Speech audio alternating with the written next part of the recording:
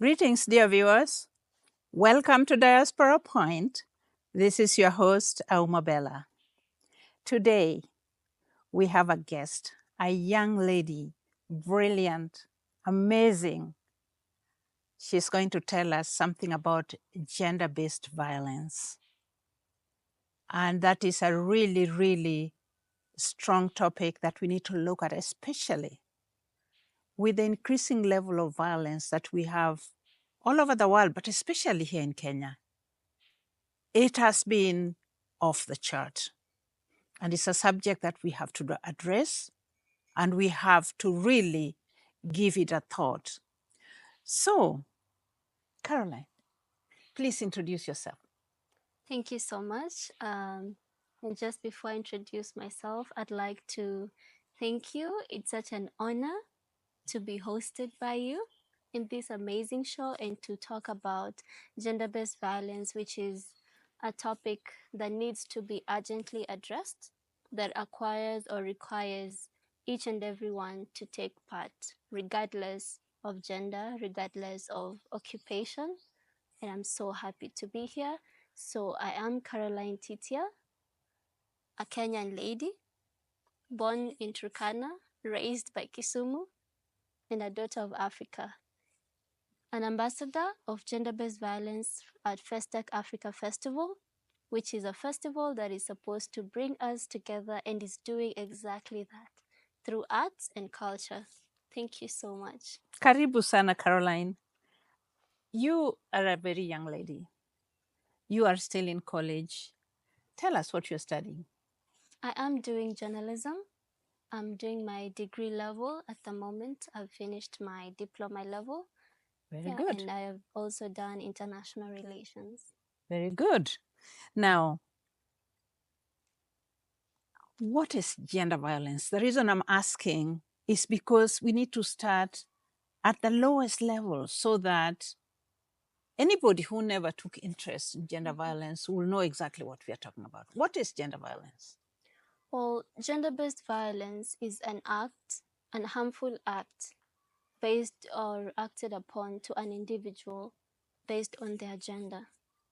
Yes. In some cases, I know we have all heard of domestic violence. Yes. We have heard of emotional. Maybe you're not so familiar with it because it's not mentioned that way, but we have all experienced it in one way or another. Yes. There is femicide, which is another rampant issue. There is sexual violence, Yeah. and this can happen to any gender. It has happened mostly to women, and we've been vocal about it, but we need to be fully aware that even men and boys go through violence. What is femicide? It's a term that is relatively new, isn't it? Well, it has become very popular. Yes. But it is not necessarily new. Yes. It is something that has existed, but it's become popular because of the number of cases that have been recorded in the recent years, which is adversely huge, especially in Kenya and the entire Africa. So femicide is the murder or the committing of manslaughter, especially to the female, and that is why it's called femicide. Intentionally to harm, like with no deliberate reason, but to harm the girl child. In the recent years, very recent years, there seemed to be a really high level of femicide. Young girls are being murdered, older women are being murdered, middle-aged women are being murdered. There's a lot of murdering of women, and I am wondering what is causing this. Is it something the guys are feeling, or is it a resentment based on the empowerment of women demanding their rights? So what I'm sure it's a number of things. What would you say about that? Well, it certainly is a number of things, and we cannot justify it by saying it's because someone's using drugs or someone is mentally unstable or all that. But we can admit to it that it is something that is uncouth, something that is unknown to our traditions. this is not something that had not existed before. It's a criminal. Yes, It's a crime, it is a crime. Yes. And needs to be fully investigated. And that is why I'd emphasize more on mental wellness, that we understand each other's point of view, because somebody could kill someone out of rage. But when somebody decides to intentionally execute a plan to murder one or more women, I mean, that's crazy, and that needs a lot of interrogation.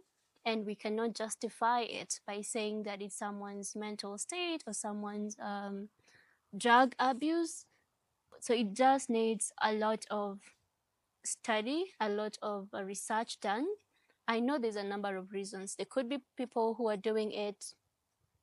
I don't want to be offensive, but there's people who are actually murdering or slaughtering these women to sell their body parts. Oh. There's a lot of reasons. So we're not sure why are these happening. There are those serial killers who go out there and make these murders. There are those who are family relatives who commit these murders. So the reasons may differ according to the relationship between the victim and the perpetrator. Because, even where someone is enraged, people should understand that you don't put your hand on anybody. If you want to go kick a tree, or even that, I don't know if it's allowed, or you want to punch a wall, I don't know if that is even allowed, but express yourself in any different, take a jog down the street. But you can't put your hands on somebody. So even being enraged is not allowed. I mean, gender-based violence, there's no justification to it. Now, the commercial aspect of this is something that needs a lot of examination. And I think new law enforcement patterns should be introduced to make sure this does not happen. Because if it has become something that could be happening because somebody's gaining from it, then that becomes really even worse. I mean, that compounds the problem. Yeah. Gosh, so we appeal to the law enforcement authorities to look into this. If there's any commercial link, gender-based violence is bad enough as it is. Killing someone is bad enough as it is. Hitting someone, emotionally abusing someone to reduce them to somebody that nobody can recognize is not acceptable, or doing it at all. But if there's a commercial aspect of this, I really think we ought to appeal to law enforcement to look at this. Then we also have the problem of, what is this called? When they mutilate women and men, FGM. Yes, we also have FGM. And women are on the receiving end of FGM. Tell us about this. Well, and what is being done. FGM is, in other terms, female genital mutilation. This is the act when a woman's clitoris or a girl's clitoris is off. And this archaic act is evident and still existing in a lot of communities, not just in Kenya, but in the entire continent. There's serious cases in Nigeria, Sierra Leone, Namibia, name it, Somalia, we've known. And even in Kenya. Even in Kenya, yeah. Some parts of Kenya, yes. Some parts of Kenya, and a lot of communities still do this. And to the point where a girl would seriously believe that FGM is supposed to help her, we really need to emphasize and continue to educate the culture, because this act not only helps us to lose their lives, because a lot of girls have lost their lives during this act. Yeah. And each time the girl gives birth or the woman gives birth, she has to be unsued. So what happens is they cut the clitoris and you're sewed up. Oh. And you're left in a room to heal by yourself. No one is taking proper care of you. So imagine the veins being cut and all that. So she can overbleed? Yes. But also the wound can rot. Yes, because no one is taking care of the wound. in a way that it's supposed to. And the materials that they're using, they're not even medical, in some cases. And when you ask the women why they're doing this, is because it's their cultural practice, but is it at the expense of someone's life? So when they sew up these women, every time, if she's married, they have to unsew her. This sounds really barbaric. A man has to. Yeah, this is quite a lot, and I would just like to prepare our viewers and tell them that the content is intense. Yeah. So you need to be mentally prepared. So the man has to force their way into the lady, and this denies the lady the pleasure, the sexual pleasure, which no one is allowed to take away from my lady. They were made like that by God for a reason, and they need to live their lives fully. So she goes through pain. She's being torn into. Yeah. Oh my gosh. So imagine through intercourse, and that's just not as much as you can think of giving birth. My goodness. These things are said, a lot of euphemisms and a lot of acronyms are used. But it's not easy to understand exactly what's happening. And viewers, I'm sure you understand that this is extremely difficult to comprehend, but it has to be said. People have to know what young women are going through in societies where they do the female genital mutilation. It is a mutilation, and it is not a one-time mutilation. It seems like it's an ongoing mutilation. So you continuously go through the trauma of going through the same pain. After you're getting married, now it comes to a point when you're giving birth, and then you have to be soon or cut. So this is why a lot of women who are giving birth may end up dying. Oh my gosh. Yeah. My goodness. This is even, I didn't know. My goodness. So viewers, you understand why this campaign about FGM is very important. It's key for people to understand that we can't live in a world where we are doing this kind of thing to a section of people in our communities. It is wrong. It's painful, it's traumatic, it's wrong, it's medically risky. And of course, women have died through this kind of behavior, from overbleeding, from wound getting infected, from a part of their body that was supposed to be a good, pleasurable part of their body, turns out to be a source of pain. So this is something we have to understand very well. Hi, my name is Melanie Ishola. Hello, my name is Caroline Titia. Zero tolerance to female genital mutilation. This year, for the Zero Tolerance Day against female genital mutilation, we are stepping up the pace. This year, 2025, we are not joking. And I'm here with my very good friend, Melanie Ishola. I'm a journalist, filmmaker, and a gender advocate, but particularly I say I'm an anti-FGM advocate.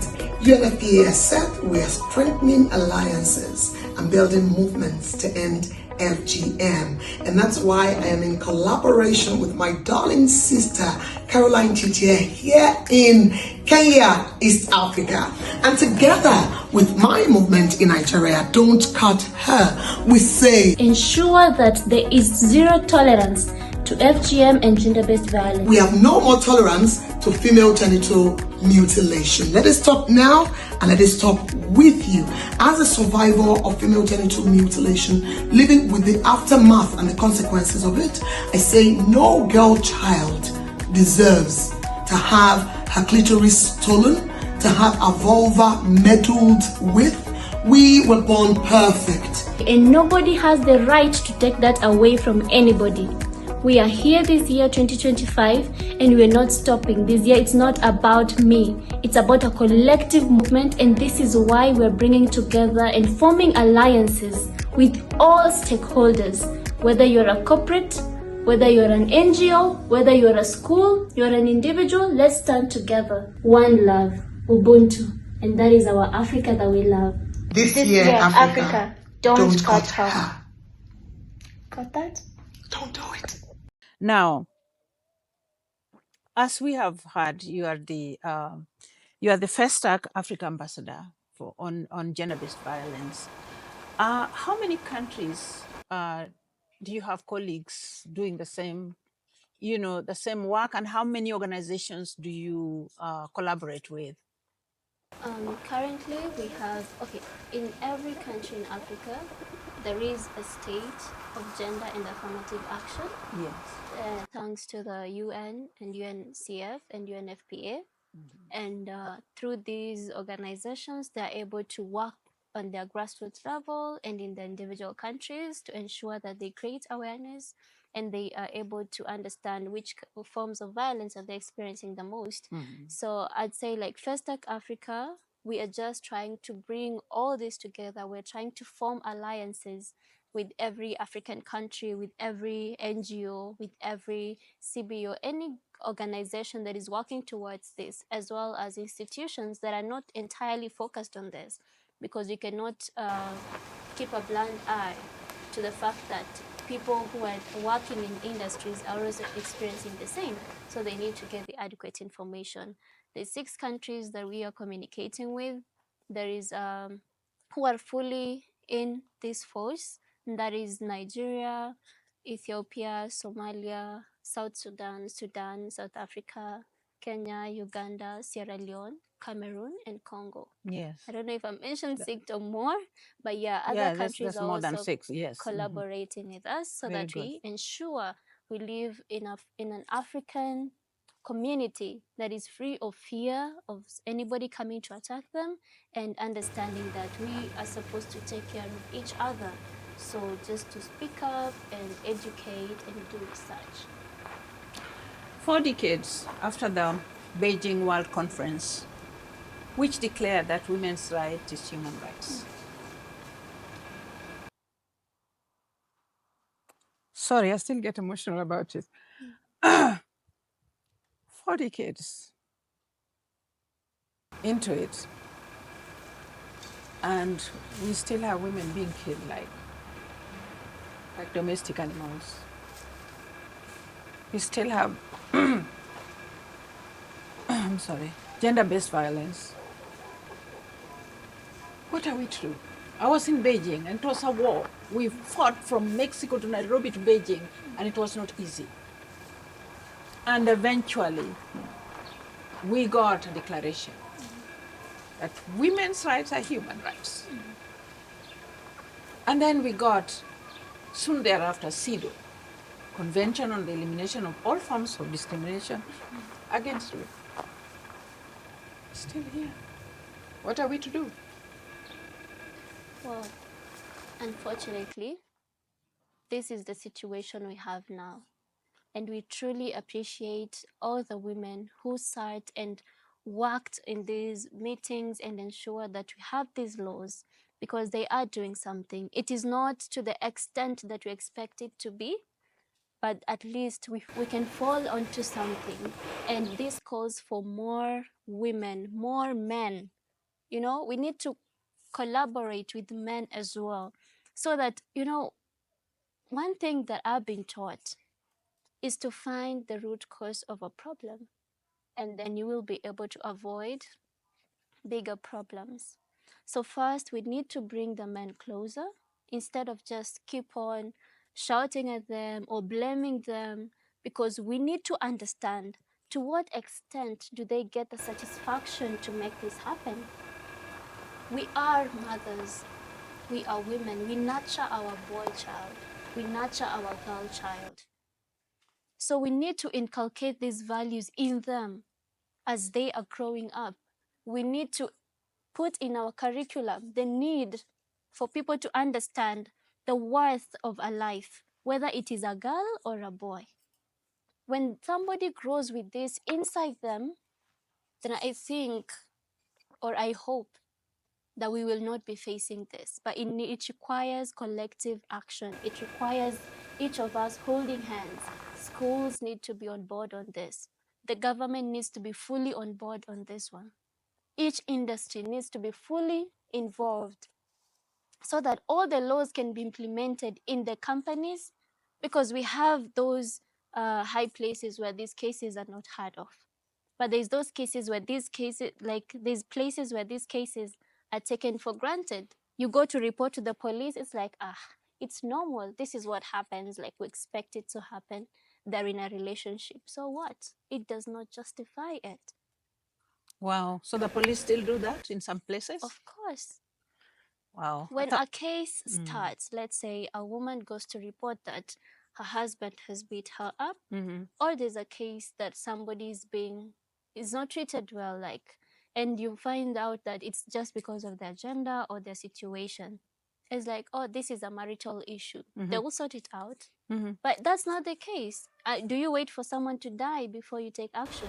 I am surprised that it's still ongoing, because in the 70s, that was the case. You know, you go to a police station to report, you are injured, you're bleeding. And police laugh. They laugh at you. They say, oh, what didn't you do that the man wanted you to do? It becomes comical. And that I was hoping had stopped. I didn't realize that the police is not sensitized enough. You brought a point that I think is very, very critical. We must bring our boys along. We mothers out there, we raise these boys. We have to put our feet down for our boys to understand and to know that they have to respect the girls. The girls are their sisters. The girls are the ones who grew into a mother that is their mother who gave birth to them. The girls will be their daughters, the daughters they will have when they get married and they have a family. What they do to girls out there will be done to their daughters. We have to insist that we bring our husbands along to understand where it is not already understood, that they also have to pass the correct values to their sons, so that the sons can treat women and girls properly. If we don't do that, women, we are the gatekeepers on raising family and nurturing family. If we don't gatekeep on this issue, we will have nobody else to blame except ourselves. And fathers, please don't dismiss women's rights. These women are your daughters. They're your sisters. They're also your wife. If you don't guard their safety, we will have a problem. And we don't want to continue to have these problems. We are talking about 4 decades later, since the milestone, which was the Declaration of Women's Rights is Human Rights. Where is that not understood? Which part of it is not clear? And for this reason, Caroline, we are very proud of you, that you're a young woman who is seeing that something has to be done in this regard. Give us some remarks or some pointers or some key points that you want to give us as parting shots. What I would like to say during this time is to appreciate all the organizations that are out there working this, because we can't do this alone. I cannot do this alone. And we are on a journey that was already started by the Beijing Declaration that was done 4 decades ago. Now we need to understand that the journey we're headed to can be quite difficult, because we have seen worse than what was happening before. So we need to form alliances. I invite you guys to come and attend our annual celebrations at Festac Africa and experience love through art, music, and culture. Experience what Africa is. We've known a child from playing in the grounds and mothers calling their daughters or grandmothers and telling stories, and the boys would go out hunting and they would do their games. That is the Africa that we know. That is the Africa that we knew. Africa full of love, that everybody understood their place. Everybody worked together. The woman had their role to play, the man had their role to play. I know we've come to an understanding that women can also do what men can do, but we need to understand that our strengths might be different. You can do what the other man can do, but your strength can be different. So let us not be focused on the competition, but focused on our purpose, our strength, and uniting us so that we can continue to live in families that are full of love, not in families that are raised by just one individual, maybe a mother or a father, because surely there is something that is lacking. And if I could just finish by saying that every, like in the Bible, every part of the body has its own purpose. They're equally important, and no part of the body can boast of being more important than the other, because at one point they need each other. So thank you so much. Let us collaborate. To your point, there are gender roles, and this is since time immemorial. Even the Creator himself, to Caroline's point, has created us differently. Our physiques are different. A woman in her delicate ways, not just physically, but she's also able to think delicately. She's also able to navigate delicately, and that's why there are certain roles that God gave a woman to nurture the family, to be the one who is there nurturing, the one giving birth, the one making sure how people eat, when and how. You know, there are certain roles that are traditionally feminine. Of course, men share in, they are welcome to share in. And there are also other roles that are traditionally men's, and women share in, and capably so, capably so. But we really have to make sure that we don't create a situation where it is a competition. You mentioned something like that. It's not a competition. We complement each other at all times. Men and women complement each other. Mothers and fathers complement each other. Sisters and brothers complement each other. Boyfriends and girlfriends complement each other. It's not a competition. And in this regard, may I just put in one more issue or one more something I observed. There was a time I was doing gender training at the Hilton Hotel in Nairobi, long time ago. And at that point, we had the honor of Judge Lady Justice Alwach to open this workshop and seminar for us, because she was the one heading family court at the time. And after a wonderful opening session, a week-long going through the streets and expressing ourselves as women, we ended up with workshops at the Hilton where we had sessions with young women. And at some point, I went to the washroom like people take a washroom break. And I'm outside the stalls, and I'm hearing two women carrying a conversation. Actually, I was inside the stall. And two women came in, and they were carrying a conversation how, hey, this guy got beaten thoroughly. The woman pulled off all his teeth.